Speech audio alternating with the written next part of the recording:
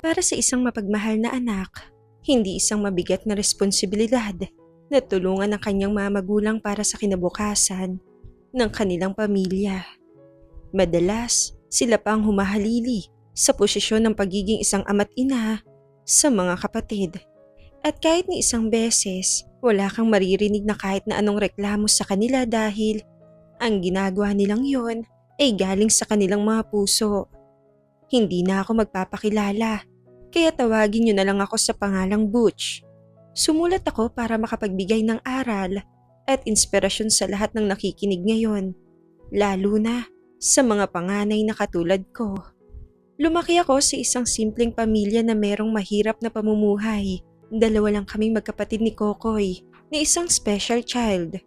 Maaga namang pumanaw ang aming ama kaya nung mga una, ang nanay Marisol namin ang halos nagtatrabaho para sa aming tatlo. At nang makapagtapos ako ng high school, ako na mismo ang nagsabing hihinto muna ako sa pag-aaral para makatulong kay nanay kung ano-ano ang naging trabaho ko sa probinsya namin. Construction worker, kargador sa palengke, waiter sa karinderya, at kung ano-ano pa. Kahit todo kayod ng ginagawa ko sa pagtatrabaho, hindi pa rin sapat yun para makakain kami ng hanggang 3 beses sa isang araw. Kaya naman dumating na ako sa punto na nagdesisyon na ako na subukan ang kapalaran ko sa Maynila. Baka sakaling ito na ang sagot para kahit papaano ay gumaan-gaan ang pamumuhay ng pamilya ko.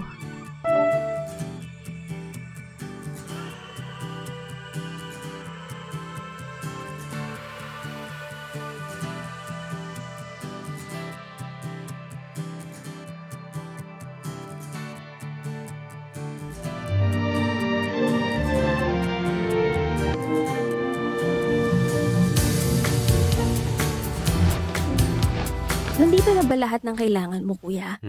Wala na. Nandito na lahat. Sige, isasara ko na to. Sige. Ayan.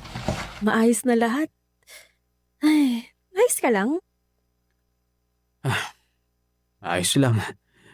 Kahit malungkot. Ito kasi ang unang beses na may iwalay ako kay nanay at kay Kokoy. Pupunta ka naman sa Maynila para sa kanila, di ba? Minahanap kang maayos na trabaho doon na mas malaki yung sweldo kumpara dito. Yun na nga lang ang iniisip ko para kahit papano gumahan ang pakiramdam ko. Ang mag-ipon ako para makapag-aral si Kokoy sa eskwelahan na nagbibigay ng sapat na pangangailangan niya. Eh, kuya naman, huwag kang mag-alala. Magagawa mo rin yan. Ikaw pa. Alam mo, Jinky, ngayon pa lang nagpapasalamat ako sa iyo ng marami ha. Lalo na sa pag-aalaga at pagbabantay mo kina nanay. Huwag kang mag-alala, hindi kita pababayaan ha. Sus, wala yun, kuya. Sino pa bang magtutulungan kundi tayo-tayo lang? Anak, Nay, dalhin mo tong rosaryo ha para lagi kang may gabay ng Diyos. maraming salamat po. Anak, kailangan ba talagang lumuwas ka ng Maynila ha? Nay, hindi ba nag-usap na tayong lahat dito? Pumayag na kayo sa Maynila ako magtatrabaho. Nag-aalala lang naman kasi ako sa iyo pagdating mo doon. Siyempre, malayo-layo rin yung Maynila. Paano kung magkasakit ka ron? Sino na lang ang mag-aalaga sa iyo, anak? O di kaya, paano kung awawain ka doon? Wala ako doon para ipagtanggol ka. Ito talagang nanay ko masyadong nag-aalala. Magiging maayos rin ang kalagayan ko ron. Siguro sa una medyo mahihirapan lang ako pero magiging ayos din ako. Kailangan ko lang kasi itong gawin para sa kinabukasan natin. Alam ko naman yun, anak. Kaso kasi... anak, hindi na kita makikita ng matagal o kahit bayayakap man lang. Nay, tatawag at tatawag naman ako paminsan-minsan. Alam nyo, ganito na lang. Isipin nyo na lang na unti-unti nang lumalaki ang gastusin natin dito sa bahay. Yung kay Kokoy pa lang Halos hindi na natin alam kung saan tayo kukuha ng pera para pang-suporta sa kanya, lalo na kapag nagkakasakit siya. Siya na lang isipin natin. Wala tayong magagawa kung magtitiis lang muna tayo. Pero anak... Ay, sige na. Ayos lang po yan. Babalik naman ako kapag may mga piyesta o kaya mga birthday, ganun. Hindi ko kayo kakalimutan kasi una sa lahat, kayo lang ang dahilan kung bakit ko to gagawin. Magtatrabaho ako ng mabuti. Kung pwede lang na magdoble kayod ako, gagawin ko para malaki-laki ang may papadala ko sa inyo. Sige na nga. Basta ikaw nang bahala, ah. Basta palagi mong iingatan ang sarili mo, anak, ha? Palagi kang kumain sa tamang oras para naman hindi ka magkasakit dahil wala ako dun sa tabi mo para alagaan ka, anak. Opo, Nay. Pangako po yan. Payangap nga ako sa nanay kong to. Mhm. Kuya, bakit ka alis? Saan ka punta? Kokoy ko pala yan. Sa Maynila, magtatrabaho lang si kuya doon, ha? Bakit ka aral doon? Kasi maraming magandang trabaho doon. Mas malaki ang kikitain kong pera. Bakit ka trabaho? Siyempre para sa'yo. Kanino pa ba, di ba? Para palagi kitang nabibila ng mga laruan o di kaya mga bagong damit, di ba? Talaga? Bilhan mo ko ng bagong damit? No, ano ka ba? Basta maging mabait ka kina nanay at tatay, ha? Palagi mo silang susundin at huwag magiging matigas ang ulo. Bait naman si Kokoy lagi. Alam ko naman yon. O siya, alis na si kuya, ha? Palagi kang magdadasal kay Papa Jesus na sana gagabayan ka niya. At syempre, para kay kuya na rin. Sige. Balik ka, kuya. Oo! Teka, payakap nga kay kuya. Mamiss ka ni Kokoy. Salamat at mamimiss din kita sobra.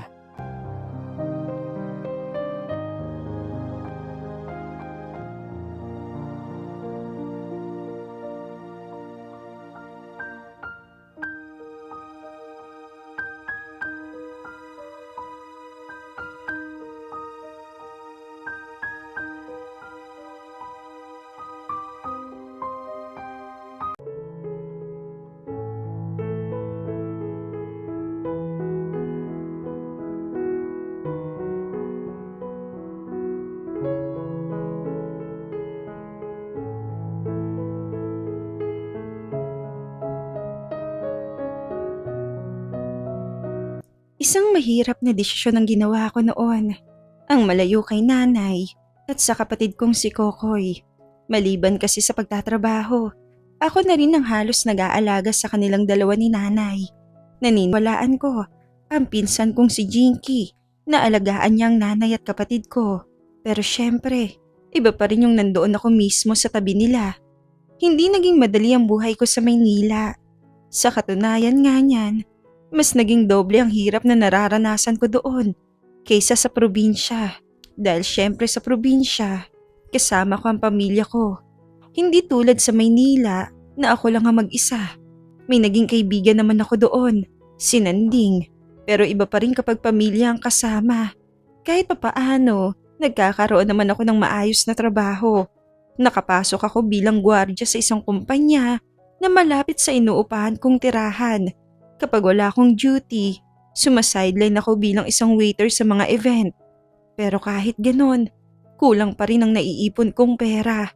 Lalo na kapag nagkakasakit, si nanay. Nay, may sakit daw po kayo. Ayos naman na ako, anak. Wala na ako sakit. Itong pinsan mo lang ang masyadong natatarantay. Nay, naku, huwag na kayong magsinungaling sa akin. Alam ko may sakit kayo. Meron nga. Pero wala na. Magaling na ako, anak. Nay naman, magsabi na kayo ng totoo. Nagsabi sa akin si Jinky. Ayaw niyo raw pumunta ng ospital. Bakit pa naman kasi ako pupunta doon? Wala naman ako malalang sakit. Saka anak, malaking gastos lang yun eh. Nay, ako na nga ang bahala. Magpapadala ako ngayon para magpa-check up kayo. Isasabay ko na rin yung allowance ninyo sa linggong to. Anak, hindi na nga kailangan. Gamitin mo na lang yung pera para sa sarili mo. Mas kailangan mo yan kaysa sa amin dahil ayos naman kami dito, anak. Nay, huwag ka nang matigas ang ulo, ha?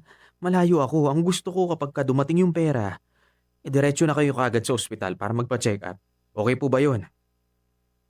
Sigurado ka ba talaga, anak? Hindi ba masyadong mabigat para sa yung gastos na yan? Nay, para sa inyo po, hindi po yun.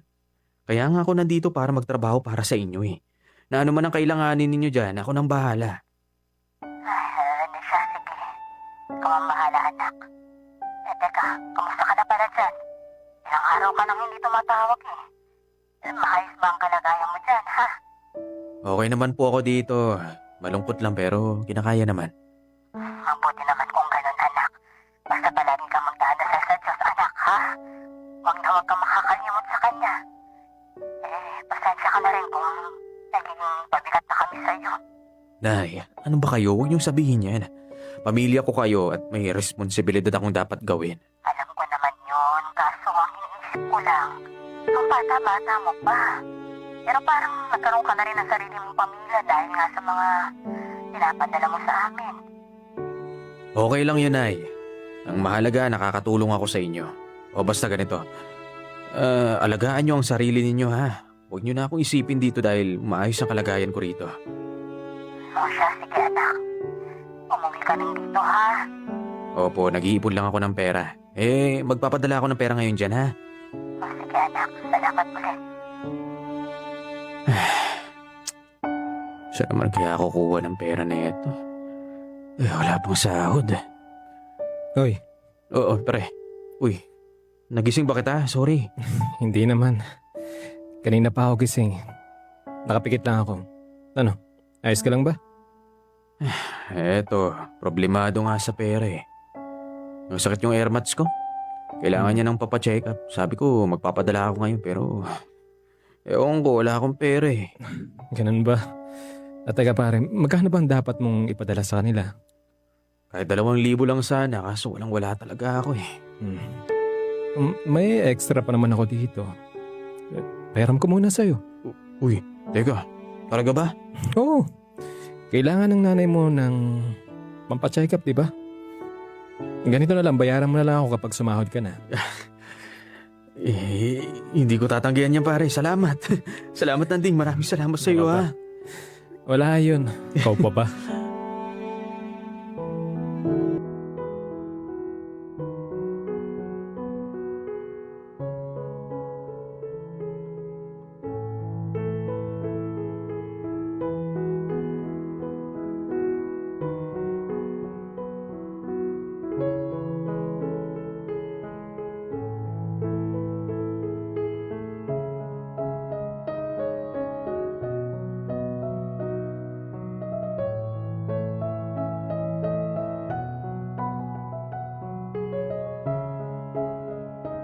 Malaki ang pasasalamat ko noon dahil nagawa kong tulungan ni Nanding at nagawa kong maipaggamot si nanay.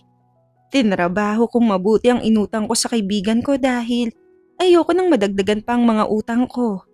Sa awa ng Diyos, umayos ng kalagayan kaya nagawa ko ng makapag-focus sa pagtatrabaho ko. Pero kahit ganon, labis akong nangungulila sa pamilya ko. May mga pagkakataon na gusto ko na lang umuwi sa probinsya namin para makasama sila.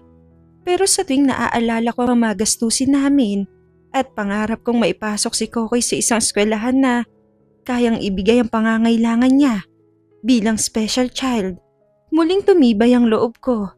Kailangan ako ni nanay dahil ako lang naman ang may kakayahang bumuhay sa aming pamilya. Oh, hello anak? Anak! Hello Nay! Kumusta na po kayo? Eto, mabuti naman. Nakuha na namin yung pinadala mong pera, ha? Kaya eto, tuwan-tuwa si Bunso dahil may pagkain ka daw ulit dito sa bahay. Si Bunso talaga oh. Kayo po Nay, kumusta na po kayo? Yung kalagayan nyo? Mabuti naman kahit pa paano, anak. Ay, mabuti naman. Si Kokoy, kumusta na? Ako ayun. Napakakulit pa rin. Mahilig pa rin tumambay sa labas ng bahay. Kahit napakarami namang umaaway sa kanya. Ay nako, nung nakaraan nga, napaaway itong si Jingy. Dahil binirong banggain ng motor si Kokoy para lang takutin eh. Oo, teka, anong nangyari? Kumusta si Kokoy? Baka nagalusan yan ha? Hindi naman anak. Naayos na sa barangay kaya hindi na rin pinatagal yung pag-aaway. Alam mo naman. Alam nyo na, dapat talaga hindi natin hinahayaan na nasa labas mag-isang batang yan. Marami ang umaaway eh. Baka mamaya mapano si Bunso. Hayaan mo na, anak. Yan na lang din naman ang kaligayahan ng kapatid mo eh. At syempre, nakakaburyo nga naman kung magdamag siyang nasa bahay lang. Baka namang magkasakit pa yan. Hindi kaya naman tamahan ng sakit sa puso dahil sa hindi paglabas ng bahay. Na hindi masyado nagkikilos. Hindi, ang akin lang naman, nag-aalala ako, Nay. Siyempre, special child yan. Ano man oras pwedeng maloko yan sa labas. Mahirap na. Huwag ka nang mag-alala. Nandito naman kami ni Jinky para magbantay sa kapatid mo eh. Oo nga po, Nay. Siyempre, si Jinky meron din niyang sariling buhay niya. Alam kong hindi siya parating nandyan para sa inyo. Anak, alam mo may naisip akong solusyon para dyan sa pinaproblema mong yan. Ano po yun? Abay, mag-asawa ka na kasi. Para yung asawa mo makakasama namin dito. O, diba? Nay naman Alam niyo naman wala pa yun sa isip ko. Alam niyo naman na kayo ang inuuna ko ngayon. Kailan ka ba kasi mag-aasawa, anak? Ayoko naman na habang buhay mo itutuon yung atensyon mo sa amin. Siyempre, may sarili ka ring buhay, anak. Alam niyo, Nay, kapag naiahon ko na kayo sa hirap, saka ko na lang iisipin ang sarili ko, lalo na yung pag-ibig na yan. Ay, nako, ang batang talagang ito. Ayos lang naman sa amin na paminsan-minsan iniisip mo rin ang sarili mo. Abay, halos lahat ng sahod mo sa amin na napupunta. May nabibili ka pa ba para sa sarili mo, ha? Meron naman. Mga sabon, panligo, shampoo, mga toothpaste. Ganun. Ay, hindi yung gano'n ang ibig kong sabihin. Hindi, alam ko na yan, Nay. Ha? Huwag niyo na po akong isipin. Basta, ayos lang po ako dito.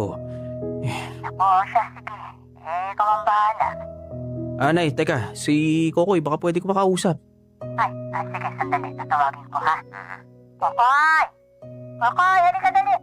Kakausapin ka raw ng Kuya Butch mo. Halika, please. Ayan, ha? Itong telepono, kausapin mo na siya. Mag-hello ka, ha?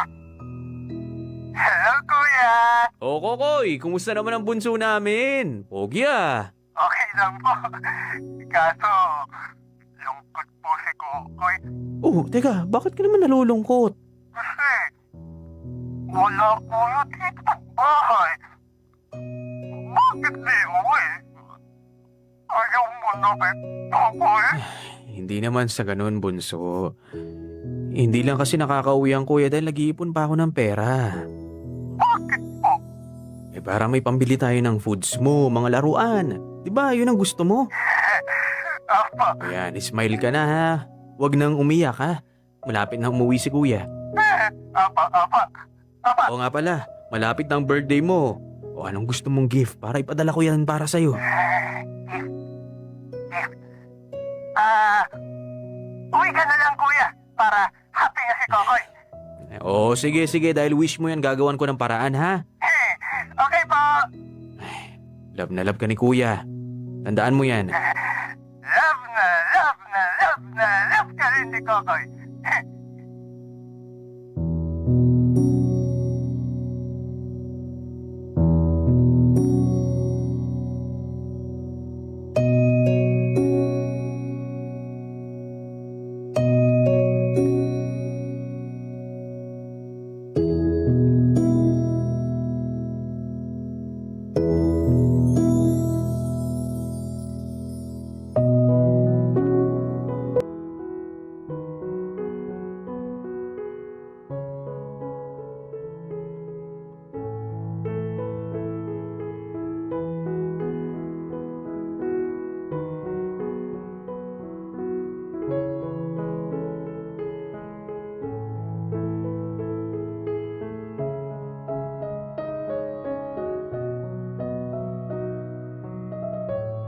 Pagkatapos ng tawag na yon, napahagulhol na lang ako sa sobrang lungkot.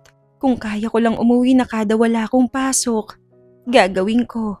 Pero maliban sa kailangan kong magdoble kayod, mahal din ang pamasahe.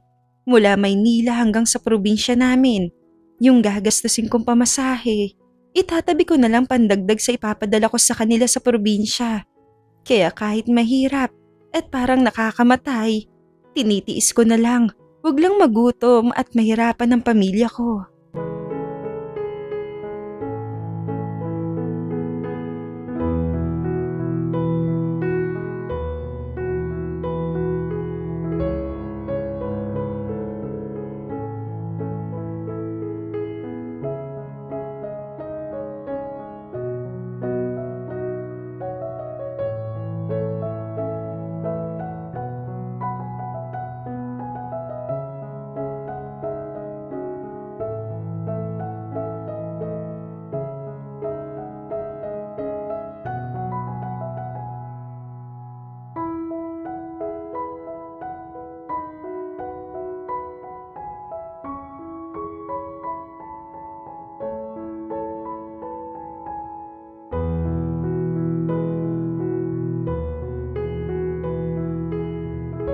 Tumagal ng 1 taon ang pagtatrabaho ko sa Maynila.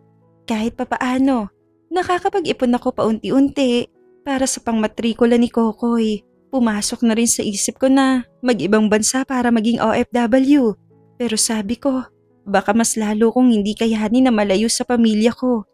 Kaya kahit mahirap, tinitiis ko ang buhay sa Maynila. Pero kahit anong pagsisikap mo sa buhay at paggawa ng mabuti, susubukan ka pa ring bigyan ng matinding pagsubok ng mundo. Isang ordinaryo na araw lang sa akin yon nang bigla akong nakatanggap ng nakakatakot na tawag. Nasa ospital daw ang kapatid kong si Kokoy at mataas ang lagnat. Kaagad akong nagpadala noon ng pera para makabili ng gamot at pambayad sa ospital. Umaasa na gagaling din siya at madadaan sa gamot ang karamdaman nito. Pero nung gabi na nagpapahinga na ako, muling tumawag sa akin si Jinky para sabihing binawian na ng buhay si Kokoy. Hindi ko na naintindihan ang mapaliwanag niya sa nangyari sa kapatid ko dahil napahagulhol na lang ako sa iyak. Naging madilim ang lahat sa akin. Ngunit nang pumasok sa isip ko si nanay, pinilit kong pakalmahin ang sarili ko at ginampanan ang pagiging matibay na panganay. Hello, kuya? Oh, kumusta na kayo dyan? Naayos na bang lahat sa burol ni Kokoy? Okay na, kuya. Kaso nga lang, lahat puro utang eh. Oh, bakit? Kulang ba yung naipadala kong pera? Oo, kuya eh. Kalahati lang sa mga gastusin natin ang nabayaran. Huwag ka mag-alala. Magpapadala ako kagad ng pera para mahilibing na maayos si Bunso. Si nanay, nasa na? Nandito po sa tabi ko. Oh, sige, pakibigay nga yung cellphone, kakausapin ko. Ma. Anak, Oh, nay, kumusta na po kayo? Nabalitaan ko hindi kayo kumakain ng tama sa oras. Ano nangyayari sa inyo dyan? anak, wala akong gana. Napakahirap naman kasi, siyempre. Hindi ko pa rin matanggap na wala na si Kokoy. Nawala na yung bunso natin, anak. Nay, kailangan na nating tanggapin na wala na siya. Hindi ko talaga kaya, anak. Hindi talaga ako makapaniwala na kinuha na siya ng Diyos sa atin. Hindi ko man lang napaghandaan. Kaya pala buong araw siyang hindi humiwalay sa akin at tapos pare-pal lang may nakapatid mo, anak. Yung pala yun na yung huling araw, hindi makakasama ko siya. Kahit ako rin, ma. Nalulungkot din kasi syempre hindi ko siya nakasama. Pero lahat naman ang nangyayari dito sa mundo may dahilan. Siguro ayaw na ng Diyos na nahihirapan si Kokoy kaya kinuha na siya. Napakatatag lang po kayo, Naya. Mabuti na lang talaga. Nandiyan ka pa, anak. Oo naman po, Nay. Hindi ako mawawala sa inyo. Ganito magpahinga po kayo ng mabuti, ha. Sa gastusin ako na pong bahala. Sige, maraming salamat, anak. Wala po yun. Susubukan ko pong makauwi kahit mukhang malabo dahil dito sa trabaho ko pero gagawin ko ang lahat. Hayaan mo na, anak. Alam ko namang naiintindihan ni Kokoy kung bakit wala ka rito ngayon eh. Basta anak, mag-iingat ka dyan, ha? Kayo din po. Tumawag lang kayo sa akin kapag kakailangan niyo po ako, ha? Sige, anak. Basta, ma, alagaan mong sarili mo. Nakikiusap ako sa'yo. Huwag ka mag-alala, anak. Haalagaan ko sarili ko. Kaya huwag mo na ako masyadong isipin dahil nandito naman si Jinky para alalayan na ako. Sige po, Nay. Gagawin ko po ang lahat para makauwi ako bago ang libing at mabayaran ang lahat ng utang natin. Huwag po kayo maglala. Ako pong bahala sa inyo.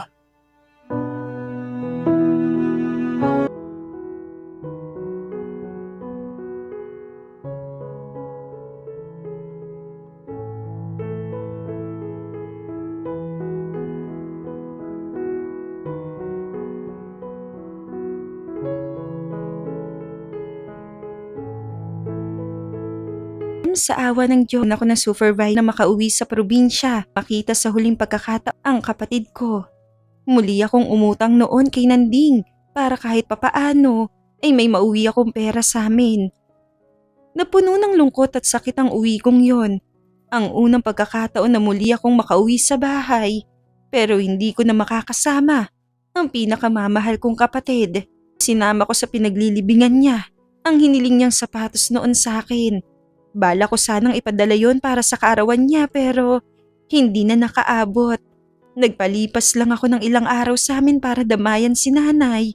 At pagkatapos noon ay muli akong bumalik sa Maynila para pagtrabahuan naman ang mga utang namin. Mabigat man ang puso ko noon pero wala akong magawa dahil lubog na kami sa utang. O Jinky, kanino pa tayo may utang? Kina Auntie Faye, Kuya Roger, tapos nakahiram din ako ng 20 mil kina Oliver, kuya. So, kung pagsasama-samahin natin, magkano lahat? Mga nasa 50 mil na, kuya. O sige, gagawin ko ng paraan ka mo, ha? Sige, kuya. Si nanay, kumusta? Nagpapahinga na po. Jinky, ganito ha. Huwag mo nang sasabihin kay nanay yung mga utang. Kapag nagtanong siya, sabihin mo, ginagawan ko ng paraan. Ayaw kong mag-isip siya. Sige po, kuya. O sige, salamat. Magpahinga ka na rin, ha? Bye-bye. Diyos ko, kulang pa rin ito. Saan pa ba ako kukuha ng pera? O pre, Oy, kumusta na nga pala yung burol ng kapatid mo? naging maayos naman. Ayun nga, nailibing na kahapon kaso Hmm. puro utang nga kami. Sumasakit na ang ulo ko kakaisip kung saan ako po pwedeng kumuha ng pera. Kulang tong pera ko eh. Okay. Ay, teka. Naghahanap ka pa ba ng isa pang trabaho? Isa pang trabaho. Oo, sana. May alam ka pa ba dyan eh? Kahit anong gagawin ko. So, hindi ka naman mapili sa trabaho, di ba? Nako, hindi. Lalong-lalo na sa sitwasyon ko ngayon. Sigurado ka? Oo, kahit ano pa yan, tatanggapin ko. Wala, kailangan ko talaga pare. Sige. Ganito, magbihis ka. May pupuntahan tayo. Sigurado ka? Oo, sige.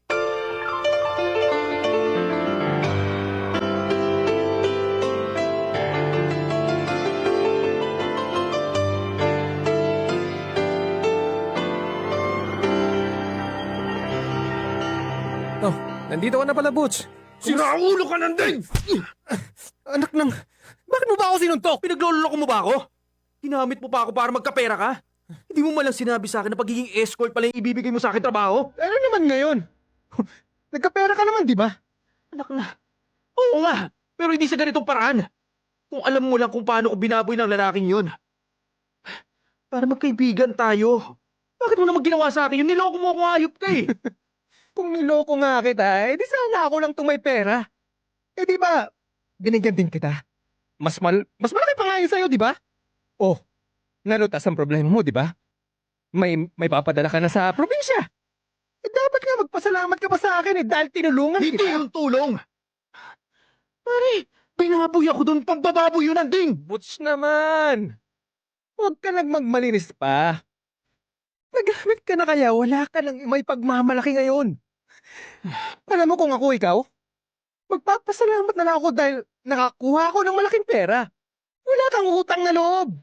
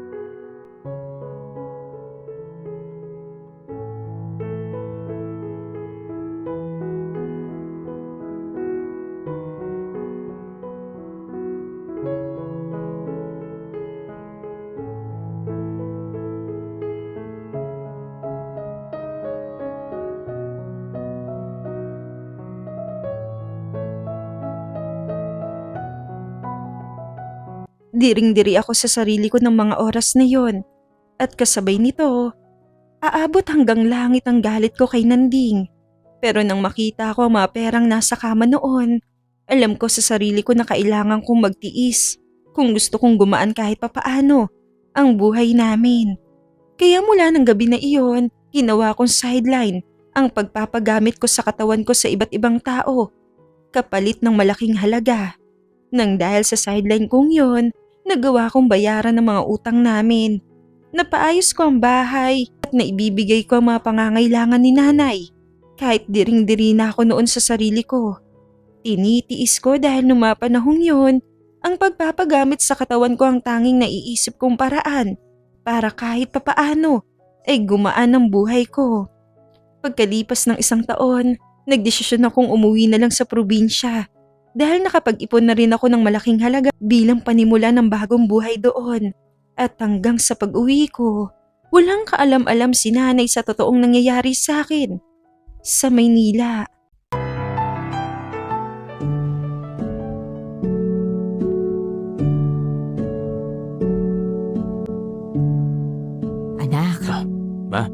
Anak, Nay, teka. Bakit gising pa po kayo? hindi ako makatulog eh. Kaya lumabas na ako ng kwarto. Tapos nakita naman kita rito. Kumusta? Ayos ka lang ba? Opo. Alam mo, ang mga nanay, malakas ang kutob at pakiramdam namin.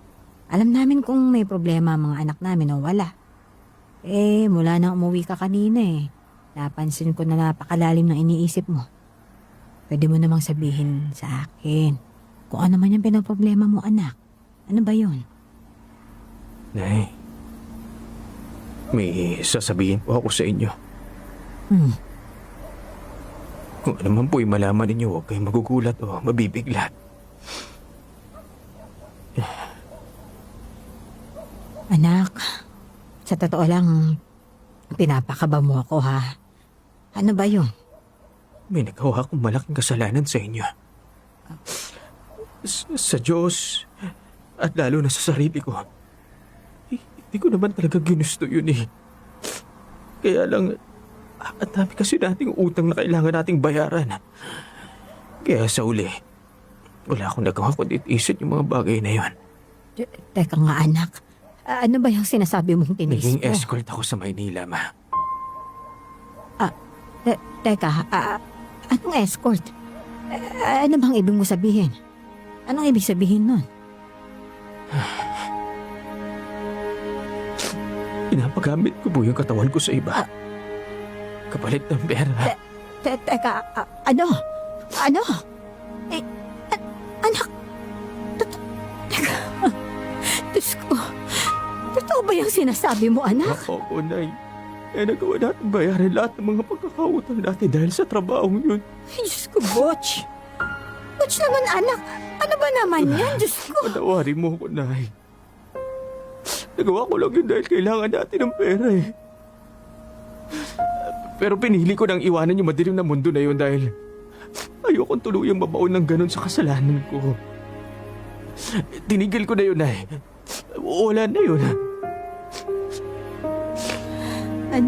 Anak naman bakit naman hindi mo sinabi sa akin na ganun pala yung nangyayari sa'yo doon? Anak naman. Ayoko kasi mag-alala kayo.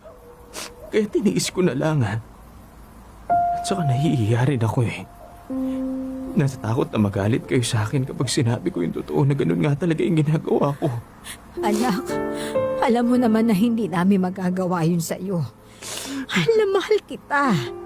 Kahit maging sino ka pa o maging ano man ang ginagawa mo. Pero sana naman anak, nagpakatotoo ka sa akin.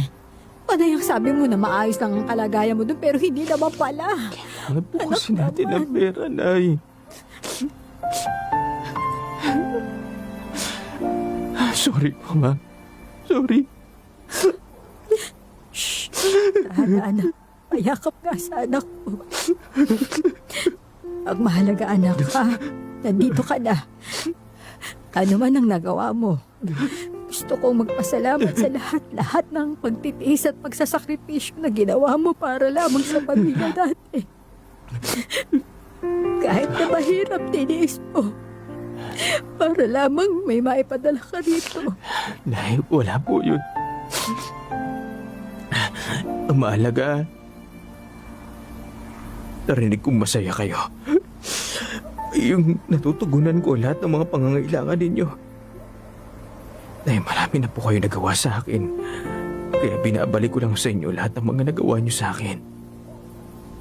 Anak, napakaswerte ko at naging anak kita. Basta anak ha, hindi ka na babalik sa ganung trabaho. Hindi na. Kalimutan na natin yon at pagsisihan mo na. Gusto kong mangako ka sa akin, anak. Opo, Nay. Hindi na. Pinapangako ko po yun.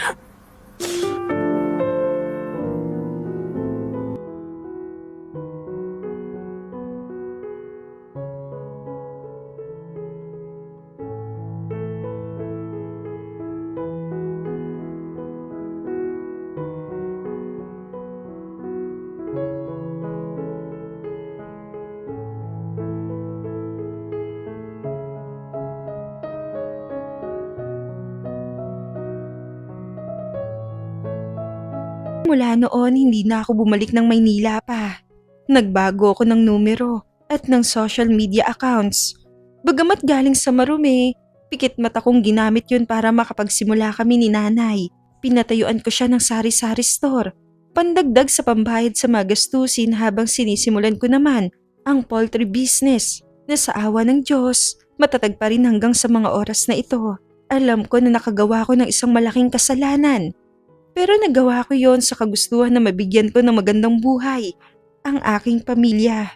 At nangako naman ako sa sarili ko na anuman ang mangyari, hindi na ako babalik sa ganong klase ng trabaho. Hanggang dito na lang ang aking sulat. Sana'y nakapagbigay ako ng inspirasyon at magandang aral sa inyong lahat. Gumagalang, Butch.